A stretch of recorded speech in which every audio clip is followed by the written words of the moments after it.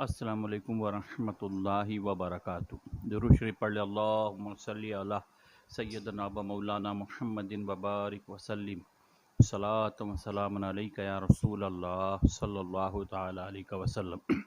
अल्हम्दुलिल्लाह, हमारा दर्स का सिलसिला शुरू है। गलत फहमियाँ और उनकी इस्लाह, ये मौजू लेकर हम चल रहे थे। इंशाअल्लाह तबारक व तआला इसी मौजू को आगे बढ़ाते हुए पिछले दर्स में मैंने जो बातें बयान की थी कि बहुत सारी चीज़ों से इंसान नापाक नहीं होता और इंसान तसव्वुर करता है कि मैं नापाक हो गया और नमाज़ों को छोड़ देता है। तो मैंने ये बात बताने की कोशिश की थी कि इंसान दरअसल में हकीकत में नापाक होता कैसे है, यानी उस पर गुस्ल फ़र्ज़ होता कैसे है। बाहर से कोई चीज़ आकर हमारे बदन पर लग जाए तो आदमी उससे नापाक नहीं होता, यानी उस पर गुस्ल फ़र्ज़ नहीं होता। वो नापाकी जहाँ कहीं लगी हो, इंसान अच्छे पानी से उसे धो ले, साफ़ कर ले, उसे गुस्ल करने की हाजत नहीं है, नहाने की ज़रूरत नहीं है। हाँ, इंसान को गुस्ल करने की हाजत उस वक्त होती है, लाजिम आती है, जब वो शरई तौर पर उस पर गुस्ल फ़र्ज़ होता है। तो मैंने 5 बातें गिनाई थी और अल्हम्दुलिल्लाह ये बातें ऐसी हैं कि अक्सर मैंने ये भी बात बयान की थी कि अल्हम्दुलिल्लाह कि ये बातें ऐसी हैं कि बहुत सारे लोगों को, या ये कह लें कि अक्सर लोगों को पता ही नहीं कि इंसान पर गुस्ल फ़र्ज़ होता कैसे, जिसके बिना पर बहुत सारी खराबियां पैदा होती। तो मैंने 5 बातें गिनाई थी। आप मेरा पिछला दर्स देखेंगे तो उसमें 5 बातें मैंने बयान की थी कि मनी का खारिज होना, इतलाम का होना, शहवत के साथ मनी का खारिज होना, मियाँ बीवी का हमबिस्तर होना, औरतों के लिए निफास का खून, हैज़ का खून, ये 5 बातें मैंने ज़िक्र की थी। इसके अलावा अगर कोई चीज़ बाहर से हमारे बदन पर आकर लग जाए, कपड़े पर लग जाए, तो ना पूरा कपड़ा नापाक है, ना पूरा बदन नापाक है, खाली उतना हिस्सा धो लें जहाँ पर वो नापाकी लगी है ना, तो हमारा पूरा बदन पाक हो जाएगा, हमें नहाने की ज़रूरत नहीं है। और एक बात और आप ध्यान दे दें कि जब इंसान पर गुस्ल फ़र्ज़ हो जाता है तो अक्सर लोगों को गुस्ल का तरीका ही नहीं पता होता। गुस्ल का तरीका नहीं पता होता, गुस्ल के लिए पानी कैसा होना चाहिए ये पता नहीं होता। नापाकी हो गई, गुस्ल उन पर फ़र्ज़ हो गया, बाथरूम में गए, जैसा चाहा नहा लिया और बाहर निकल आए और ये गुमान करते हैं कि हम पाक हो गए। ये हमारी गलतफ़हमी है। शरीयत के उसूल के मुताबिक हमें गुस्ल करेंगे ही तो हमारा गुस्ल अदा होगा, वरना अदा नहीं होगा।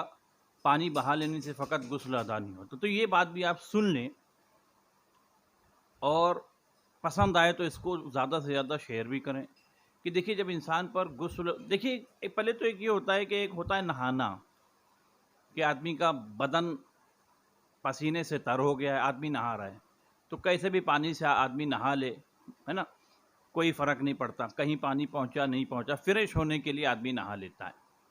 या एक आदमी का मिजाज है कि वो रोज़ सुबह उठकर पहले नहाता है, यानी नहाना एक उसका एक सिस्टम है, रोज़ नहाता है।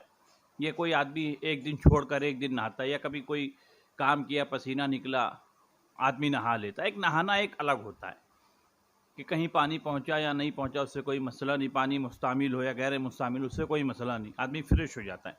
मगर गुस्ल करने के लिए, पाकी हासिल करने के लिए, हमारी नापाकी उतारने के लिए हमें पानी कैसा होना चाहिए, ये भी अक्सर लोगों को पता नहीं होता। और अक्सर होता ये है कि जब हमारे पर अगर नापाकी हो गई कि हमको अब नहाना है, हम पर नहाना फ़र्ज़ है, तो इस बात का ध्यान देना चाहिए कि पानी भी वैसा ही होना चाहिए, मुस्तामिल पानी, यानी इस्तेमाल शुदा पानी ना हो। यानी मिसाल के तौर पर बाल्टी वगैरह में पानी हो तो तरीका बयान किया गया है कि सबसे पहले अपना हाथ दोनों गट्टों समेत धो ले। बाल्टी में हाथ डाल कर ना धोए, नल के ज़रिए धो ले या पाट निकाल करके अच्छे से धो ले। बगैर धुला हुआ हाथ अगर आपका पानी में चला जाएगा, बाल्टी में या टब में, तो वो पानी मुस्तामिल हो जाएगा, अब वो वज़ू और गुस्ल के लायक नहीं रहेगा। आप घर के दूसरे इस्तेमाल में वो पानी ले सकते हैं, मगर वो वज़ू और गुस्ल के लिए वो पानी काम नहीं आएगा। आप उससे गुस्ल कर लेंगे तो आप पर नापाकी रहेगी, बाकी आप पाक नहीं हो सकते।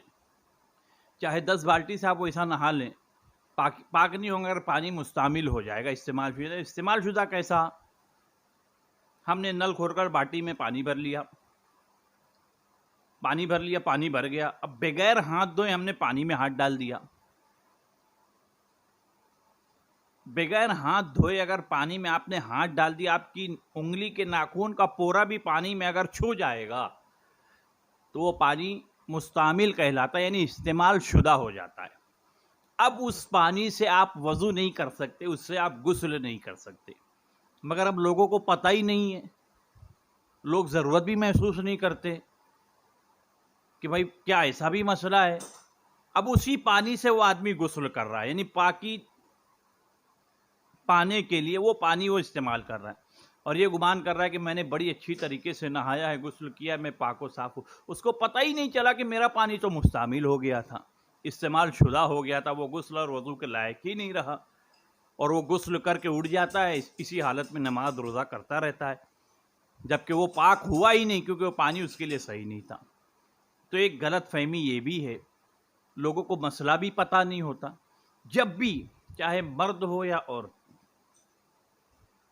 نہانے کا ارادہ ہو، غسل کرنے، خاص طور پر غسل، یعنی پاکی حاصل کرنے کا ارادہ ہو، تو خاص طور پر اس بات کا دھیان دے، نل کے ذریعے آپ جب پاٹ میں یعنی بالٹی میں یا ٹب میں پانی بھریں، یا تو پہلے ایک کام کریں، نل کے نیچے اچھی طریقے سے اپنا دونوں ہاتھ گٹوں سمیت دھو لیں، ہے نا، یہ ایک کام آپ کر لیں.